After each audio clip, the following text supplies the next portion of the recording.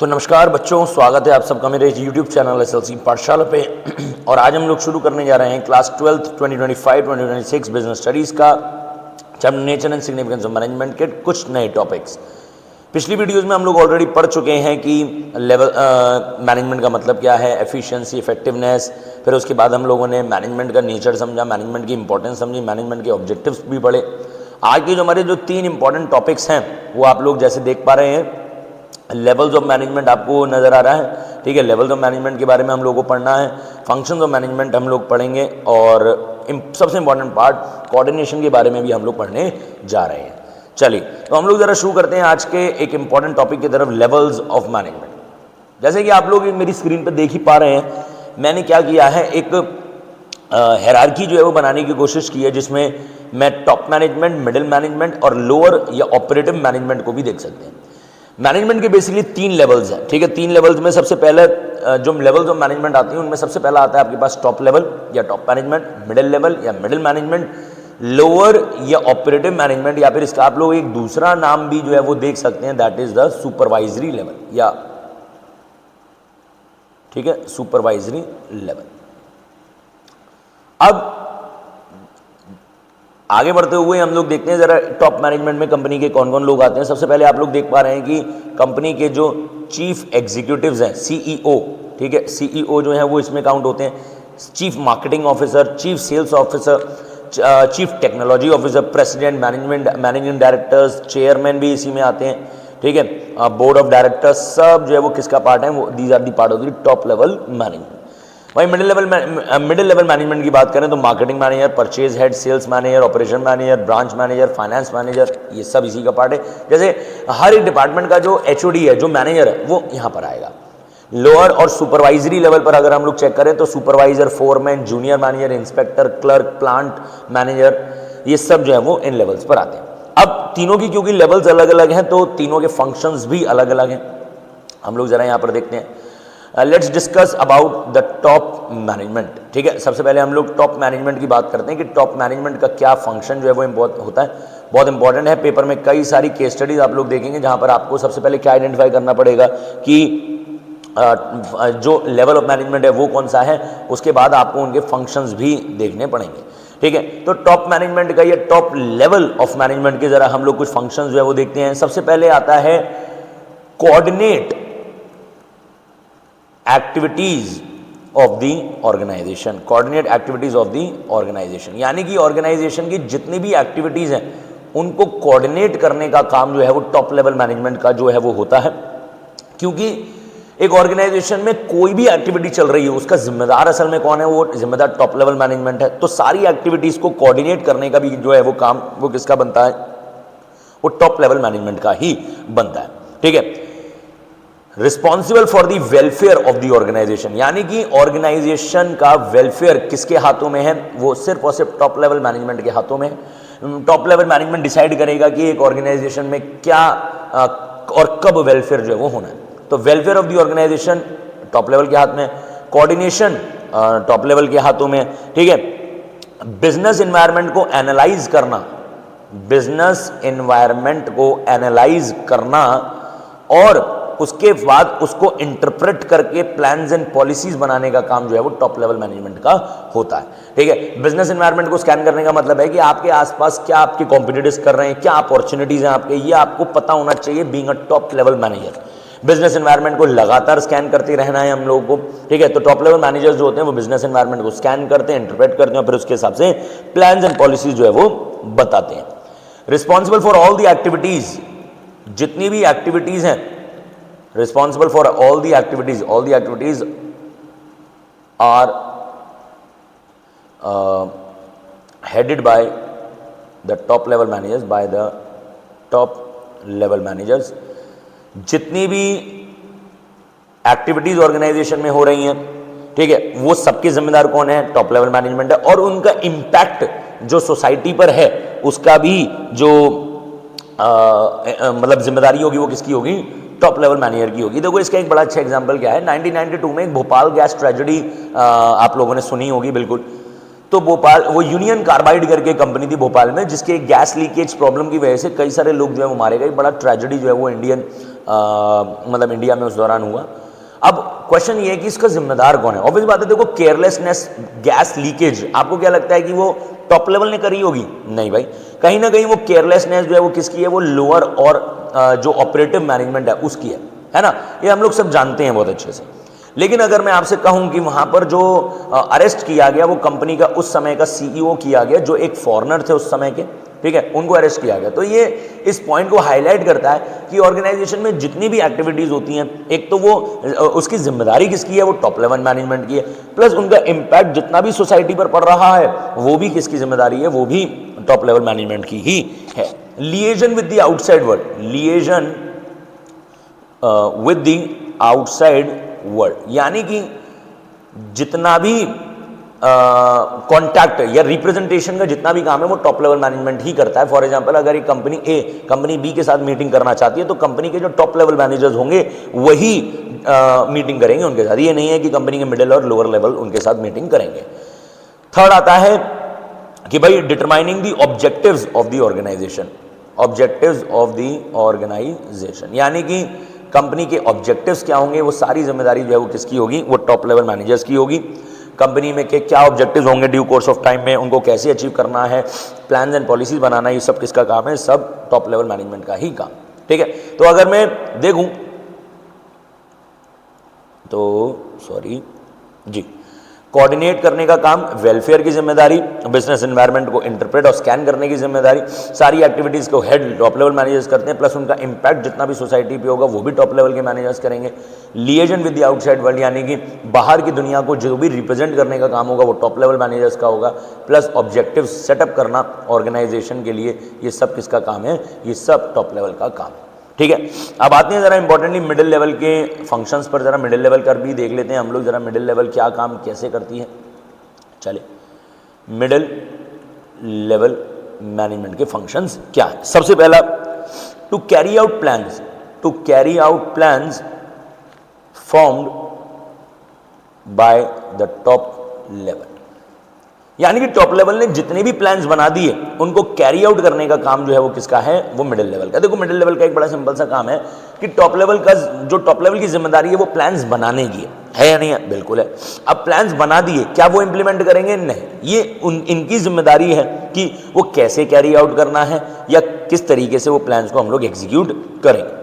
To interpret plans formed by the top level, देखो carry out करना, interpret करना, यानी कि समझना कि टॉप लेवल ने अगर कोई प्लान या कोई स्ट्रैटेजी बनाई है तो वो क्यों बनाई गई है, उसका क्या पर्पस है, कैसे उसको हमें एग्जीक्यूट करना है, कैसे हम लोग उसको इंटरप्रेट करेंगे, या आप ये कह लीजिए कि जिस पर्पस के लिए वो प्लान्स बनाए गए हैं उनका आउटकम निकलवाने की जिम्मेदारी जो है वो मिडिल लेवल मैनेजमेंट की होती है, ठीक है। Third, to ensure that necessary personals are there in the department, यानी कि ये इंश्योर करना कि क्या उनके डिपार्टमेंट में नेसेसरी पर्सनल्स, नेसेसरी पर्सनल का मतलब है क्या उनके पास नेसेसरी लोग, वर्कफोर्स उनके पास है या नहीं है, क्या उनके पास रिक्वायर्ड लोग हैं या नहीं है, रिक्रूटमेंट करना, सिलेक्शन करना, ये सब जो है वो किसकी जिम्मेदारी है? वो मिडिल लेवल की जिम्मेदारी है। तो मिडिल लेवल का फंक्शन भी यही है कि भाई इनको ये समय समय पर एनालाइज करते रहना है कि क्या किस ऑर्गेनाइजेशन में, किस डिपार्टमेंट में किस चीज़ की शॉर्टेज जो है वो रही है, और अगर वो शॉर्टेज ह्यूमन रिसोर्स को लेकर है तो वो पूरा करना मिडिल लेवल की जिम्मेदारी बनती है, ठीक है। ड्यूटीज़ को असाइन करना, ड्यूटीज़ को असाइन करना, ठीक है, रिस्पॉन्सिबिलिटीज बांटना, ये सब काम जो है वो किसका आता है? ये मिडिल लेवल का काम आता है, ठीक है। तो ड्यूटीज़ असाइन करना, अलग अलग लोगों को, सबऑर्डिनेट्स को असाइन करने की जिम्मेदारी, ये सब जिम्मेदारी जो है वो मिडिल लेवल मैनेजमेंट की होती है। सेवंथ आता है अपने पास मोटिवेट एम्प्लॉयज़, यानी कि जितने भी एम्प्लॉयज़ उनके साथ काम कर रहे हैं, उनके सबऑर्डिनेशन में काम कर रहे हैं, उनको समय समय पर मोटिवेट करना जिससे कि एक कॉमन गोल जो है वो अचीव किया जा सके। कॉमन गोल्स आर अचीव्ड, ठीक। फिर आता है अपने पास एट्थ फंक्शन जिसको हम लोग देख पा रहे हैं। एट्थ फंक्शन है अपने पास cooperate with other departments, cooperate with other departments।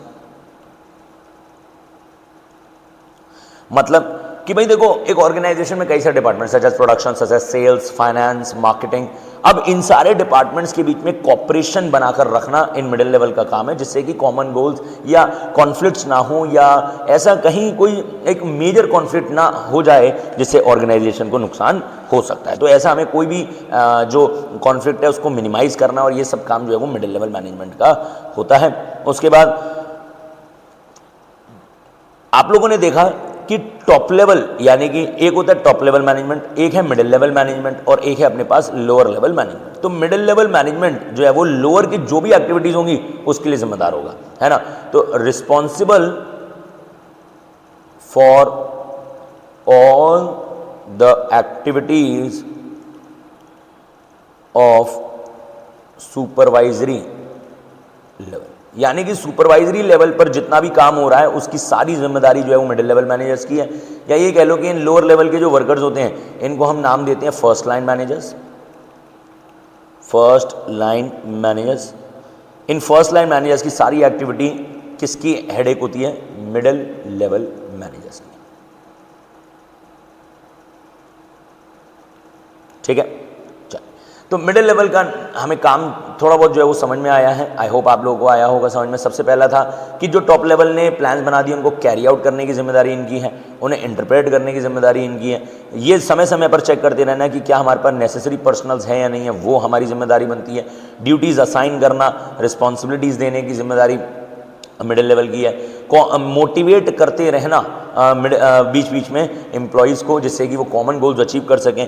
अलग अलग डिपार्टमेंट्स के साथ कोऑपरेट करने की भी जिम्मेदारी मिडिल लेवल की ही रहती है। जितने भी फर्स्ट लाइन मैनेजर्स हैं उनकी जो भी एक्टिविटीज़ हैं उनको सारा हैंडल कौन करता है? उनको हैंडल करती है हमारी मिडिल लेवल मैनेजमेंट। ठीक है, अब बढ़ते हैं ज़रा हमारे पास जो सुपरवाइजरी लेवल, यानी कि जो सबसे लोएस्ट लेवल पर काम कर रहे हैं, जो कि एक इम्पॉर्टेंट पार्ट भी बनते हैं ऑर्गेनाइजेशन के। तो मैं यहाँ पर लिख सकता हूँ operational managers, functions of the operational managers. ठीक है, चलिए ऑपरेशनल मैनेजर्स की जरा फंक्शंस हम लोग देख लेते हैं। The first function is maintaining good working conditions. Maintaining good working conditions.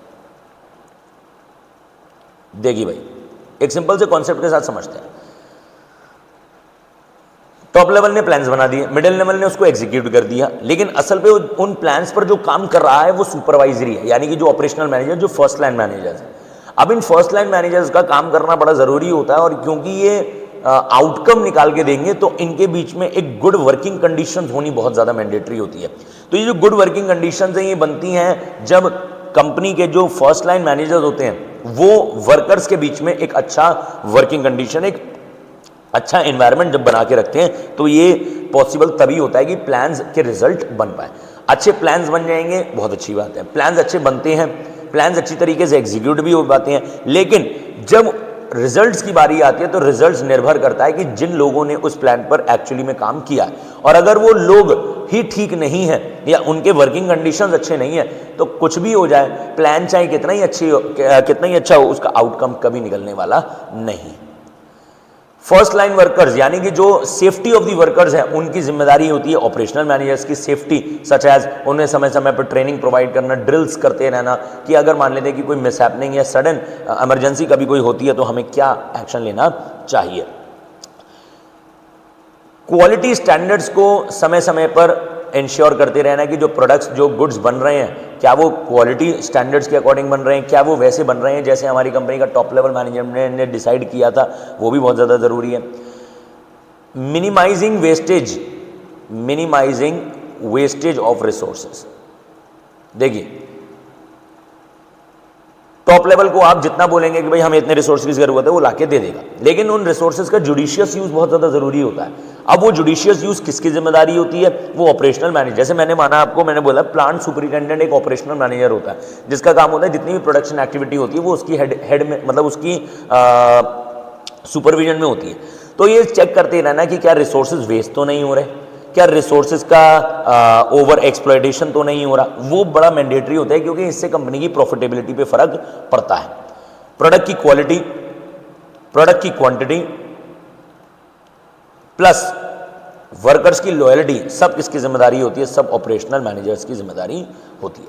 तो good working condition, safety of the workers, quality standards, minimizing wastage of resources और क्वालिटी, क्वांटिटी और लॉयल्टी, ये तो हो गया प्रोडक्ट से जुड़ा हुआ। लॉयल्टी ऑफ वर्कर्स, ये सब जिम्मेदारी होती है ऑपरेशनल मैनेजर्स की। तो एक ऑर्गेनाइजेशन में टॉप लेवल, मिडिल लेवल और जो लोअर लेवल है, ये तीनों ही एक ऑर्गेनाइजेशन में एक बड़ा इंपॉर्टेंट रोल प्ले करते हैं। No matter how many workers are there, how many not they are there, लेकिन ये तीनों का होना बड़ा ज़रूरी है और इन तीनों का एक अच्छे तरीके से काम करना है। जो फंक्शंस इनको दिए गए हैं, जो फंक्शंस कंपनी अलॉट करे, उनको अच्छी तरीके से निभाना इन्हीं की ही जिम्मेदारी होती है। आपको केस स्टडी पूछी जा सकती है जहाँ पर आपको एक केस स्टडी दी जाएगी कि Sohan is working at the top level, उसके 2 फंक्शंस बताइए, तो आपको फंक्शन बहुत अच्छे से पता हो। ठीक है, बढ़ते हैं हम हमारे नेक्स्ट टॉपिक पर जिसका नाम है फंक्शंस ऑफ द मैनेजमेंट। बहुत इंपॉर्टेंट टॉपिक है भैया बड़ा, क्योंकि इसी पर ही अब आपके अगले chapters build, functions of management. चलिए, मैनेजमेंट के फंक्शंस क्या है? पहले तो फंक्शंस पढ़ने से पहले हम लोग जरा एक निमोनिक याद रखते हैं, पोस्ट डीसी।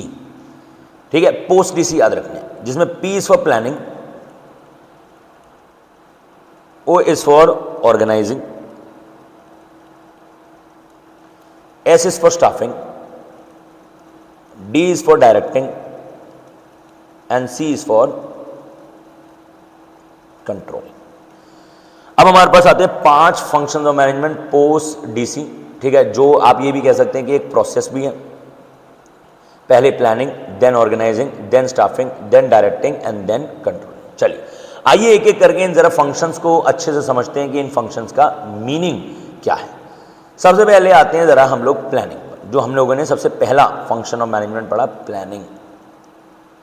देखिए, प्लानिंग का बड़ा सिंपल सा मीनिंग है कि it is thinking in advance, या deciding in advance what to do, when to do, how to do and by whom it is to be done। यानी कि पहले से ही ये डिसाइड करके रखना क्या करना है, कैसे करना है, कब करना है और कौन किस काम को करेगा, ये सारा काम जो है वो प्लानिंग में ही डिसाइड हो जाता है। Planning is the primary function of management, ये ध्यान रखेंगे हम लोग। प्लानिंग जो है वो प्राइमरी फंक्शन ऑफ मैनेजमेंट है। ठीक है, प्लानिंग जो है वो प्राइमरी फंक्शन है। प्लानिंग बड़ा एसेंशियल फंक्शन ऑफ मैनेजमेंट है, जहां पर हम लोग ये पहले एडवांस में ये सोच लेते हैं कि हमें क्या, कब, कैसे करना। जब एक बार प्लानिंग जो है वो निपट जाता है, यानी कि जैसे ही प्लानिंग एज अ फंक्शन जो है वो खत्म हुआ, उसके बाद शुरू होता है ऑर्गेनाइजिंग। प्लान्स बनकर तैयार हो गए हैं, अब हमें इसका करना है एग्जीक्यूशन। एग्जीक्यूशन करने के लिए हमें काम को बांटना पड़ेगा, डिवीजन ऑफ वर्क। ठीक है, काम को बांट दिया, काम को हम लोगों ने क्या कर दिया, डिपार्टमेंटलाइज कर दिया। हमने सेम नेचर के सेम फंक्शंस जैसे जो काम थे उनको एक डिपार्टमेंट में बना दिया।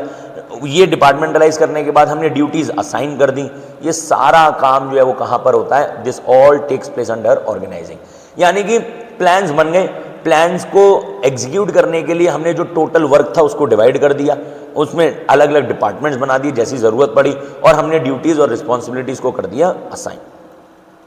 जैसे ही ये कदम लिया हमने, हमारा अगला स्टेप जो है वो आ जाता है जिसका नाम है स्टाफिंग। स्टाफिंग बड़ा इंपॉर्टेंट फंक्शन ऑफ मैनेजमेंट होता है, which means placing the right person at the right job. Placing the right person at the right job, यानी कि सही व्यक्ति को सही काम देना बड़ा जरूरी है, और ये सारा काम जो है वो कहां पर होता है, स्टाफिंग। देखिए, स्टाफिंग का मतलब सिर्फ और सिर्फ अपॉइंटमेंट नहीं है।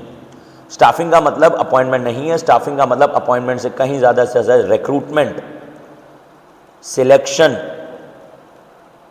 ट्रेनिंग, कॉम्पनसेशन, ये सब उसमें इंक्लूड होता है। तो placing the right person at the right job, किस व्यक्ति को हमें क्या काम देना है, किस व्यक्ति को प्रमोट करना है, किस व्यक्ति को अपॉइंट करना है, किसको हमें रिक्रूट करना है, किसको सिलेक्ट करना है, क्या ट्रेनिंग देनी है, क्या नहीं देनी, ये सारा काम जो है वो डिसाइड किया जाता है स्टाफिंग। ठीक है, तो एक ऑर्गेनाइजेशन के लिए स्टाफ बड़ा इंपॉर्टेंट होता है, उसके लोग बड़े इंपॉर्टेंट होते हैं। काम मतलब आप ये मानिए कि काम कोई ऐसा बड़ी बड़ी कंपनीज कुछ खास नहीं कर रहे हैं, काम लोगों के द्वारा ही हो रहा है। लेकिन अगर आपके पास लोग ठीक है, लोग वेल ट्रेंड है, तो आपके लिए कोई मतलब एक फंक्शन या कोई भी काम चैलेंजिंग नहीं हो सकता अगर आपके पास एक वेल क्वालिफाइड ट्रेंड स्टाफ अगर मौजूद है। और ये सारा काम जो है वो स्टाफिंग के अंदर आता है। फोर्थ आता है आपके पास डायरेक्टिंग। देखिए, जैसे एक मूवी में डायरेक्टर का काम क्या होता है, वो सारी चीज़ों को मतलब वो इंस्ट्रक्ट करता है ना, सुपरवाइज करता है, मोटिवेट करता है, लीडरशिप स्किल्स निभाता है। अब देखिए, जैसे एक मूवी में एक्टर, एक्ट्रेस, कैमरामैन, डीओपी, ये सारे लोग इन्वॉल्व होते हैं, है ना, और इनका अपनी अपनी ऑर्गेनाइजेशन में एक बड़ा इंपॉर्टेंट रोल होता है और ये निभाते भी हैं। एक अगर मान लेते हैं कि आपके पास अच्छा एक्टर है, एक्ट्रेस नहीं है, लेकिन अगर आपके पास एक अच्छा कैमरामैन नहीं है तो स्पॉइल्ड है। आपके पास अच्छा एक्टर है लेकिन एक्ट्रेस नहीं है तो डायरेक्टर क्या करता है, इन सबके बीच में एक बड़ा इंपॉर्टेंट रोल प्ले करता है, जिसमें उसका काम होता है इंस्ट्रक्ट करने का। आपने देखा वो लाइट्स, कैमरा, एक्शन, जहां पर उसका काम है इंस्ट्रक्शन का। ठीक है, वो मोटिवेट करता है समय समय पर, वो लीडरशिप स्किल्स भी निभाता है, ठीक है, गाइड भी करता है। तो ये सारा काम जो है वो असल में किस फंक्शन में आता है, ये सारा काम डायरेक्टिंग में आता है। आपने काम दे दिया, आपने स्टाफ अपॉइंट कर दिया, लेकिन अब आपको ज़रूरत है कि आप उन्हें इंस्ट्रक्ट करें, सुपरवाइज करें कि जो आपने उनको काम दिया क्या उन्होंने वो किया या नहीं किया। फिफ्थ फंक्शन ऑफ मैनेजमेंट जो आता है दैट इज कंट्रोलिंग। ठीक है, अब कंट्रोलिंग का मतलब क्या होता है, द मेजरमेंट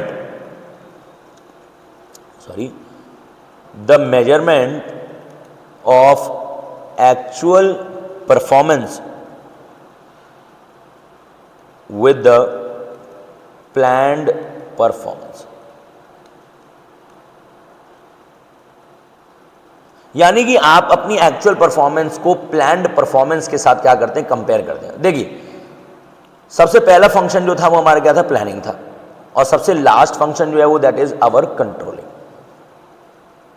हमने यहां पर बना दिए प्लान्स मेड, और कंट्रोलिंग में हम लोग क्या कर रहे हैं, कंपैरिजन।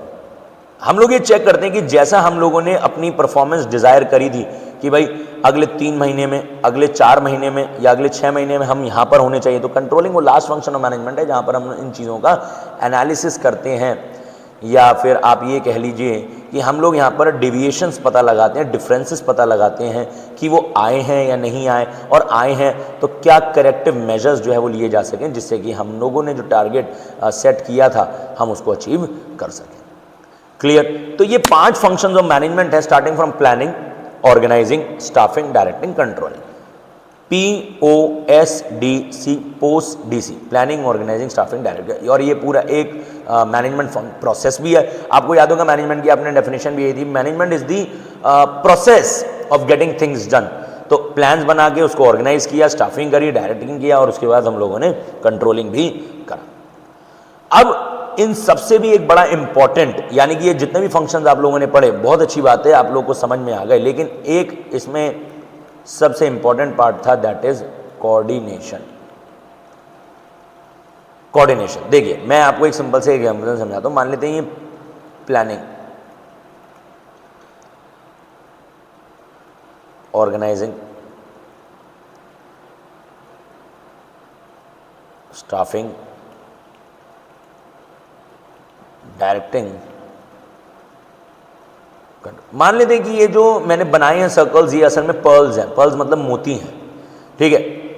अब इन मोतियों का इंपॉर्टेंस तब है जब इनके बीच में एक धागा जो है वो बन जाए, यानी कि एक माला जो है वो आ जाए, और वो माला कुछ ऐसी होनी चाहिए जो इन सारे मोतियों को इकट्ठा करके रखे। इस माला को हम लोग प्यार से क्या बुलाते हैं, इसको बोलते हैं coordination. Coordination is the binding force. क्या है? बाइंडिंग फोर्स है, ठीक है। एक बाइंडिंग फोर्स है जो सारी फंक्शंस ऑफ मैनेजमेंट को क्या करती है, एकजुट करके रखती है। इसीलिए कोऑर्डिनेशन को क्या कहा गया है, एसेंस ऑफ मैनेजमेंट कहा गया है। क्या कहा गया? एसेंस ऑफ मैनेजमेंट, यानी मैनेजमेंट का सबसे इंपॉर्टेंट पार्ट इन सारे फंक्शन से भी कहीं ज्यादा ऊपर वो है कोऑर्डिनेशन। ठीक है, कोऑर्डिनेशन ये समझ लीजिए कि एक ऑर्गेनाइजेशन का एक सबसे इंपॉर्टेंट एलिमेंट है। अगर एक ऑर्गेनाइजेशन कोऑर्डिनेशन नहीं निभाती है तो ये समझ लीजिए कि ये उसका मतलब वहाँ से उसका डाउनफॉल जो है वो शुरू होता है। तो कोऑर्डिनेशन जो है वो एसेंस ऑफ द मैनेजमेंट है, और मैंने आपको बताया एसेंस ऑफ द मैनेजमेंट मैं क्यों कह रहा हूँ। एसेंस ऑफ मैनेजमेंट कहने का मतलब है कि ये सबसे इंपॉर्टेंट है। प्लानिंग, ऑर्गेनाइज, स्टाफिंग, आप कितने ही अच्छे प्लान बना लेना, आप कितने ही अच्छा उसको एग्जीक्यूट कर लेना, स्टाफ कर लेना, डायरेक्टिंग कर लेना, कंट्रोल, लेकिन अगर आपकी ऑर्गेनाइजेशन में कोऑर्डिनेशन नहीं है तो कुछ पॉसिबल नहीं है, यानी कि रिजल्ट्स आपके फेवर में कभी आ ही नहीं सकते। तो अगर मैं कोऑर्डिनेशन को एसेंस ऑफ द मैनेजमेंट कह रहा हूं, पहले तो मैं आपको जरा एसेंस का मतलब समझा। जैसे हम लोग आइसक्रीम्स खाते हैं, मान लेते हैं कि मैंने स्ट्रॉबेरी आइसक्रीम खाई, आपको क्या लगता है कि वो रियल स्ट्रॉबेरी से बनी है? सॉरी, अगर आप ये सोच रहे हैं तो ये आपकी गलती है, क्योंकि उसमें स्ट्रॉबेरी का है एसेंस, मतलब फ्लेवर है उसमें सर। तो उसके लिए अब स्ट्रॉबेरी इंपॉर्टेंट हुई या वो एसेंस इंपॉर्टेंट हुआ? सर एसेंस इंपॉर्टेंट हुआ। ये फर्क नहीं पड़ता कि स्ट्रॉबेरीज मिल भी रही हैं या नहीं मिल रही, लेकिन हाँ अगर एसेंस मिल जाता है तो आइसक्रीम बन जाती है। कोऑर्डिनेशन को एसेंस कहने के क्या रीजन है, इनको समझते हैं जरा, इंपॉर्टेंट 3 पॉइंट्स। सबसे पहले एसेंस इसलिए कहा गया कि अगर मैं अपने सारे मतलब to perform all the functions of management, यानी कि अगर मुझे अपने फंक्शंस ऑफ मैनेजमेंट को निभाना है, यानी कि अगर मुझे अच्छी तरीके से उन पे काम करना है, तो मुझे किसकी जरूरत है? कोऑर्डिनेशन की। Poor coordination will result only in failures, और अभी आपने पढ़ा प्लानिंग, ऑर्गेनाइजिंग, स्टाफिंग। अगर मुझे इन पांचों फंक्शन को अच्छी तरीके से निभाना है तो मुझे कोऑर्डिनेशन मस्ट है। Coordination is required at all levels, her level पर कोऑर्डिनेशन रिक्वायर्ड है। मुझे आप लोग बताइए कोई ऐसा डिपार्टमेंट या कोई ऐसा लेवल जिस पे कोऑर्डिनेशन की जरूरत ना हो? हम लोगों ने मैनेजमेंट का पहला ही फीचर पढ़ा था, management is a group activity, और जब बात आती है ग्रुप की तो कोऑर्डिनेशन मैंडेटरी हो जाता है। किसी भी ऑर्गेनाइजेशन का सर्वाइवल और उसकी सक्सेस किस पर डिपेंड करती है? कोऑर्डिनेशन। वो ऑर्गेनाइजेशन जिनके पास कोऑर्डिनेशन नहीं है वो शॉर्ट टर्म ही अपना सर्वाइवल बना पाती हैं, लॉन्ग टर्म सर्वाइवल डिपेंड करता है कोऑर्डिनेशन से, कंपनी की सक्सेस डिपेंड करती है कोऑर्डिनेशन से। कोऑर्डिनेशन के अगर हम लोग फीचर्स की बात करें तो फीचर्स, सबसे पहला फीचर कहता है इंटीग्रेट्स ग्रुप एफर्ट। देखिए एक ऑर्गेनाइजेशन में थाउजेंड्स ऑफ एम्प्लॉइज काम करते हैं जो अलग अलग बैकग्राउंड से आते हैं। अब अलग अलग बैकग्राउंड से आते हैं तो ऐसा हो सकता है कि they may not be able to coordinate with each other. Coordination की मदद से हम उन सारे इंडिविजुअल से जो भी एफर्ट्स, जो भी आउटकम वो दे पा रहे हैं, उनको क्या कर पाते हैं? इंटीग्रेट कर पाते हैं towards a common goal, towards a common goal. यानी कि एक मैनेजर क्या करता है, वो कोशिश करता है कि जितने भी इंप्लॉइज उसके पास हैं वो उन सबके द्वारा जो एफर्ट्स आ रहे हैं उनको इंटीग्रेट करे towards a common direction and towards a common goal. Ensures unity of efforts. देखिए इंप्लॉइज काम करते हैं डिपार्टमेंट्स में, और एक ऑर्गेनाइजेशन में कई सारे इंप्लॉइज हैं तो कई सारे डिपार्टमेंट्स भी हैं। अब हर डिपार्टमेंट को हमें क्या करना है? उसको कोऑर्डिनेट करना है, जिससे कि हर डिपार्टमेंट से जो आउटकम आ रहा है उसको भी हम लोग ऑर्गेनाइजेशन के गोल्स को अचीव करने में लगा दें। एक अच्छा कोऑर्डिनेशन, एक मैनेजर के द्वारा अच्छा कोऑर्डिनेशन करने से हर डिपार्टमेंट के द्वारा अच्छा आउटकम जो बनाया जाता है और उस आउटकम को ऑर्गेनाइजेशन के कॉमन गोल्स के लिए मतलब डाइवर्ट करा जाता है। थर्ड, कंटिन्यूअस प्रोसेस है, ये मुझे बताने की जरूरत नहीं होगी। क्यों? कोऑर्डिनेशन एक कंटिन्यूअस प्रोसेस है, विच मीन्स कि आप एक मैनेजर एक बार कोऑर्डिनेशन करके रुक थोड़ी जाता है। अगर एक बार उसने कोऑर्डिनेशन शुरू किया है तो he will never stop the coordination. Reason, क्योंकि कंपनी का सक्सेस, सर्वाइवल सब कोऑर्डिनेशन पर बिल्टअप है। जहां कोऑर्डिनेशन बिगड़ी वहां ये समझ लियो कि कंपनी की परफॉर्मेंस भी बिगड़ जाएगी। Coordination is a pervasive function. Pervasive का मतलब आप लोग जानते हैं at all levels, her level पर कोऑर्डिनेशन मैंडेटरी है। ये समझ लीजिए कि जिस ऑर्गेनाइजेशन पे जिस लेवल पर कोऑर्डिनेशन बिगड़ा, काम वहां पर बिगड़ना शुरू हो जाएगा। एम्प्लॉइज अलग अलग लेवल पर काम कर रहे हैं, कोऑर्डिनेशन मस्ट है, होनी चाहिए। Responsibility of all managers, responsibility of all managers, which means कि एक ऑर्गेनाइजेशन में कोऑर्डिनेशन करना मैनेजर की जिम्मेदारी बनती है। टॉप लेवल हो, चाहे मिडिल लेवल हो, चाहे लोअर लेवल हो, हर लेवल पर फंक्शन करना, मतलब ये कोऑर्डिनेशन जो है वो करना पड़ेगा। टॉप लेवल को ज़रूरी है, अगर उनको अच्छे प्लान्स बनाने हैं तो कोऑर्डिनेशन मैंडेटरी है। और मिडिल लेवल अगर प्लान्स को अच्छी तरीके से एग्जीक्यूट करना चाहती है तो कोऑर्डिनेशन ज़रूरी है। अच्छा वर्किंग कंडीशन बनाना है, कोऑर्डिनेशन अगर मैं करता हूं तो अच्छे कोऑर्डिनेट मतलब अच्छा वर्किंग कंडीशन जो है वो सेटअप होता है। उसके बाद coordination is a deliberate function. Deliberate function का मतलब है मैनेजमेंट को ये हर हालत में करना ही करना है। ऐसा क्यों है? ऐसा इसलिए है कि भाई बीइंग अ मैनेजर उसके पास उसके चाहे एम्प्लॉयज चाहे उसके कितने बड़े दुश्मन हों, चाहे मान लेते हैं वो उनके खिलाफ काम करें, लेकिन ये उसका डेलिबरेट फंक्शन बनता है कि उसके पास कोऑर्डिनेशन ना करने का कोई कॉलम नहीं है, उसे करना ही पड़ेगा। समझ रहे हैं आप मेरी बात कि भाई ना करने का कोई मतलब ऑप्शन जो है वो उसके पास होता नहीं है, उसे करना ही पड़ेगा। तो 6 फीचर्स जो है वो आती है इंटीग्रेट ग्रुप एफर्ट्स। मैंने आपको बताया एम्प्लॉयज के प्रति याद रखो, ठीक है। Ensures unity of effort departments के हिसाब से याद रखिएगा, ठीक है। याद रखो, देखो ये ना दोनों points a bit of confusing है, आप इसको ऐसे याद रखो, इंटीग्रेट से इंडिविजुअल्स याद रखो, और ये यूनिटी ऑफ एफर्ट जो है वो डिपार्टमेंट्स के लिए है। तो इन शॉर्ट इंटीग्रेट वाला इंडिविजुअल्स के बीच कोऑर्डिनेशन और यूनिटी ऑफ एफर्ट डिपार्टमेंट्स के बीच कोऑर्डिनेशन की बात हो रही है। कंटिन्यूअस है, परवेजिव है, रिस्पॉन्सिबिलिटी ऑफ ऑल मैनेजर्स और डेलिबरेट फंक्शन। बात करते हैं जरा इंपॉर्टेंस की।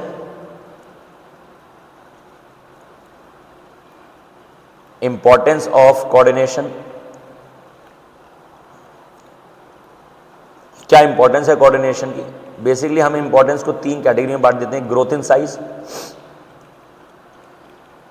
देखिए एक ऑर्गेनाइजेशन जब लगातार कोऑर्डिनेशन से फेवरेबल रिजल्ट्स पाएगी, ऑब्वियस बात है जब फेवरेबल रिजल्ट्स आएंगे तो that will lead in profits होगा।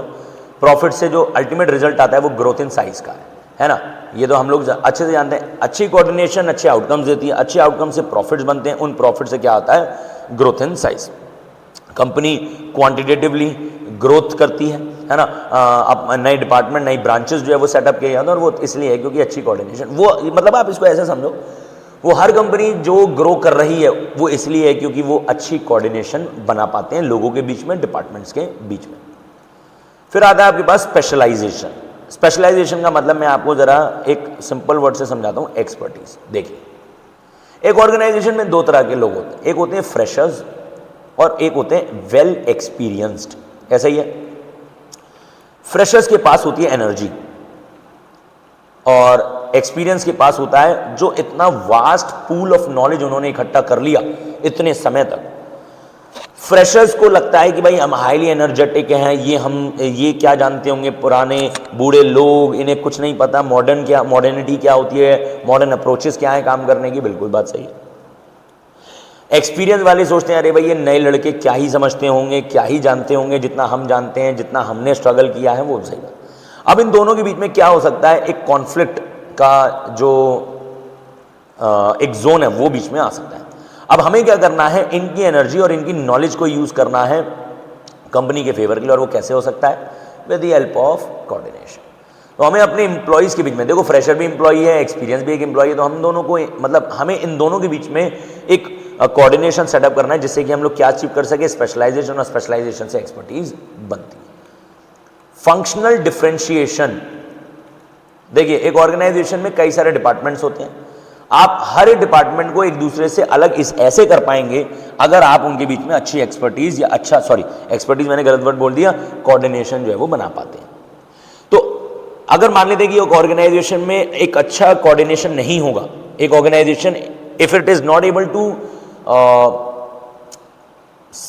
build up good coordination, all the departments will become a mess, hodgepodge create होगी, कोई फायदा नहीं निकलेगा रिजल्ट्स का, फेवरेबल रिजल्ट्स कभी नहीं आ पाएंगे। तो हर एक डिपार्टमेंट को अलग करना जरूरी है और उन अलग अलग डिपार्टमेंट्स के बीच में कोऑर्डिनेशन करना जरूरी है, तभी मैं अलग अलग डिपार्टमेंट्स के आउटकम्स को एनालाइज कर पाऊँ।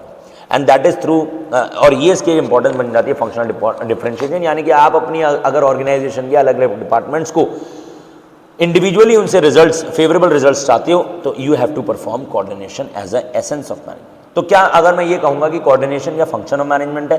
Sorry, it is not, it is more than that, it is an essence of management. तो आज के हमारे जो 3 टॉपिक्स थे, जिसमें सबसे पहला लेवल्स ऑफ मैनेजमेंट, अच्छे से याद रखिए, टॉप, मिडिल, लोअर।